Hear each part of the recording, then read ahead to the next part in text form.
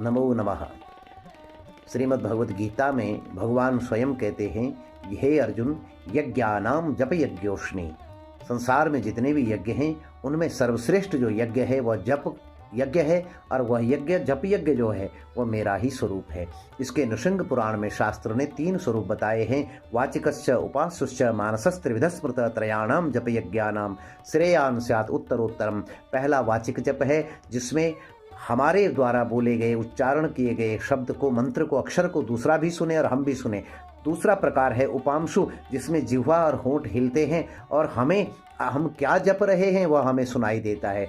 तीसरा मानसिक जप है, अपने इष्ट का अथवा आराध्य के मंत्र का, उस मंत्र का और इष्ट का ध्यान, स्वरूप का ध्यान, मंत्र के अक्षरों का ध्यान करते हुए, और मानसिक न उसमें जिह्वा और होंठ दोनों ही न हिलें, वह मानसिक जप कहलाता है। इनमें पहले से दूसरा और दूसरे से तीसरा श्रेष्ठ बताया गया है। दूसरा अति महत्वपूर्ण प्रश्न है जप के संबंध में, अगर माला गिर जाए तो क्या करना चाहिए। जप करते हुए आसन में माला 2 जगह से गिरने के आसार होते हैं, या तो सामान्य आसन पर गिर जाए या पैरों पर गिर जाए। तो उसके लिए दोनों स्थितियों में समाधान है। प्रमादात पतिते सूत्रे जपेत अष्टोत्तरम शतम, पादयो पतिते तस्मिन प्रक्षाल्य दुगुणम जपेत। अगर आसन पर गिर जाए तो 108, और अगर पैरों पर गिर जाए तो माला को गंगाजल से शुद्ध करके 108 का दुगुना आपको जप करना चाहिए। जिस स्थान पर जप का फल कई बार इसलिए भी नहीं मिलता कि हमको विधि का ज्ञान नहीं होता है।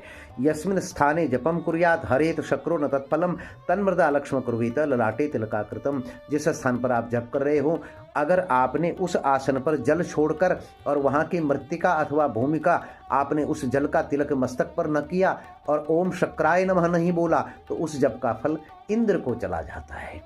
तीसरा अति महत्वपूर्ण प्रश्न है कि क्या हम अपने इष्ट आराध्य के मंत्र का चलते फिरते जाप कर सकते हैं। बिल्कुल कर सकते हैं।